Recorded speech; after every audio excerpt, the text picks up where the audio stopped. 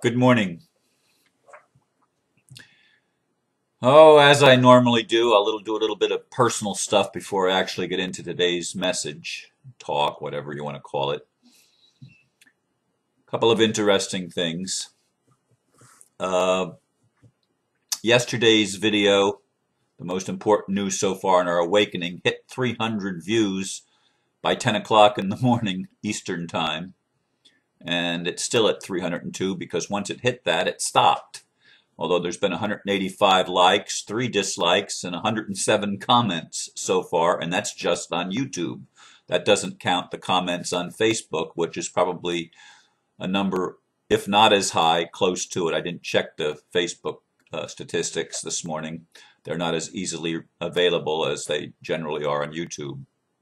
The other thing that was of interest to me is a friend of mine sent me a page from Ashtar Command in which my video was #1 for the week, the video of, what was it called? The Reverse Rapture Angelic ET Quarantine of the Dark Ones. And it also had, I also was #20 on that list of the top 20. So I was #1 and #20 of the top viewed videos for the week, I guess that's just ending. I don't know how they do the statistics. But I thought that was interesting. Just a couple of, again, personal comments about some of my videos, which, yeah, I pay attention. My ego likes to know that people are listening. And also yesterday, I probably had more new Facebook friends, subscribers on YouTube and Facebook. I don't know that I had any new YouTube friends, but I had a lot of new YouTube subscribers yesterday. And I think I don't keep statistics, but it was certainly one of the days that was busier than any other day. I probably spent 13 hours at the computer, including 3.5 to 4 hours doing the Metagroup's community calendar Friday stuff. That Friday and Monday are the big days for that. And I still haven't completed all of the work. Anyway, all of that is an aside. Today's topic, title, whatever, is Awareness of Living on a Conspiracy Planet. And the blurb that I wrote is, as more and more people awaken to the ugly truths about ourselves and our world, the stigma of believing in conspiracies diminishes daily. Indeed, we live in a time of mass awakening. Yes, this naturally alarms those that have played the role as conspirators. As the shit hits the fan, they must be shitting their pants.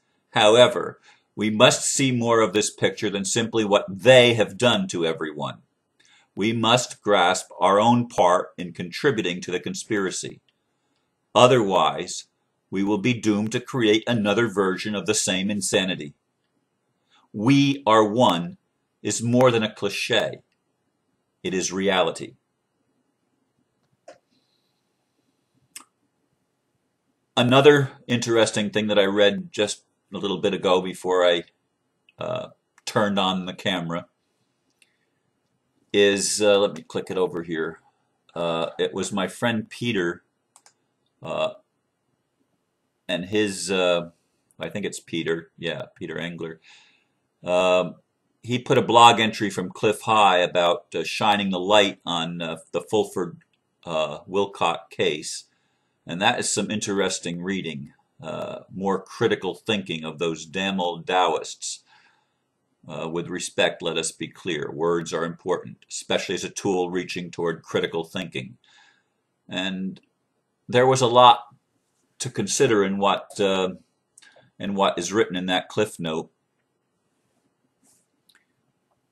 In any case, we live on a conspiracy planet. I'm convinced of it more and more and more. And we become aware of that first off by realizing how our governments lie to us, how our media lies to us, how our schools teach us stuff that is important for us to become cogs in the machine, but not critical thinking. How our corporations could care less about anything other than the bottom line, and about how the world's systems are all designed to extract pain and create a field that is polarized, in which everything is at war with everything else. We become aware of this. And this is happening all over the planet. And we realize that there is, as the movie Thrive, as Foster Gamble indicated in the movie Thrive, there is a small handful of people that manipulate this whole thing. They are the conspirators in our awakening process. We realize that this small group of families runs the world for their own profit and gain and their own lust for power. We recognize that. And it's important to recognize that. That is part of the awakening. We watched the second part of David Icke's video last night at the Spiritual Awakening group that I go to on most Friday nights. But in any case, I had thought it was his latest video. It was actually about 3 years old, and it was done in Los Angeles. And last night the first part one, the first 2 hours were about the conspiracy, about how the world really runs. The second part was about the spiritual awakening part, and that's the part that I want everyone to understand and what I need to understand. I'm teaching you what I need to keep grasping. What's going on out there in our world is the result of something in us. Reality, or experiential reality of the human journey, functions in a holographic way. That which is within appears without. That which is down here below is a reflection of what is coming down from above, and that's where the conspiracy is really coming from. It's not coming from inside of us, and it's not coming from down here on earth. It's coming from up there in the heavens. Because the conspiracy is not what it appears to be. Remember, living on a conspiracy planet, everything is inside out and upside down. Everything is ass backwards. Okay? Everything is crooked and made to look like something other than what it is. We see the manifestation before we see what created the manifestation, because that's how physical reality works. That's how the three-dimensional world works. But it's really a conspiracy from the top down. And the down doesn't necessarily reflect exactly what's at the top, because the top is hidden if you're not on the frequency of those levels. And most of us, all of us, are not really on that frequency, although some of us go in and out of that frequency. That's why we have experiences when we meditate and things that happen in our lives where we feel so wonderfully interconnected with life. And it thrills us to our very soul. It makes us tingle. It makes us resonate. And we feel that, and it feels good. But then we proceed on, and we get death threats or threats to take our home, or this problem presents itself. We have a relationship issue where we clash with each other. And these things draw our attention back into the real world. And we forget about the ethereal world where we felt so wonderful and blissful and connected with all of life. We forget about that and get drawn back into the lower realities. And we think that, if you're like me, you might beat yourself up when you recognize that you've been drawn and sucked back into the drama. And then you reach a point that I'm reaching, and sometimes reach, and sometimes forget that I've reached it, because I don't really reach it, you see. That, hey, I'm beating myself up for having the human experience. And I say to myself, stop it, Ron. It's just your human experience. It's just a role. It's okay. It's okay to get drawn into the drama once in a while. That's part of the excitement of the whole thing. To go through this roller coaster ride. And remember, who was the Bill Hicks, the comedian Bill Hicks. It's just a ride. It's just a ride. You go up and you go down and you go around these bends fast and then you're slow going up and fast coming down and your heart is in your throat and you're going to close your eyes sometimes because it looks like you're going to crash into something, but you actually don't because it's on a track. It's just a ride. It's just a ride. And everyone is playing a role on this ride. Everyone. The Illuminati plays a role. And is there one Illuminati or are there two? Yeah, it's a conspiracy planet. But whose conspiracy is it? Is it a conspiracy for evil or is it a conspiracy for good? Which is your viewpoint? Who is in charge of this world? Is the God who says God is love, is that the God is that the controlling factor in the world? Is it love that controls the world? Or is it fear? Is it the God of this world that they call Satan or Lucifer or the devil? Which is in control? Which is in control of the world? Obviously, if we look around us at the news we hear on the TV screens, the manipulated news, or we go behind the scenes and we look at the internet and we look at some of the freer news of what might be happening that we don't get in the mainstream media. We look at these things and they play off of each other. And we get to see, hey, wait a minute. This is just a game. This is just a game. We've been playing it for a really long time on this conspiracy planet. And now we're becoming aware that it's a game.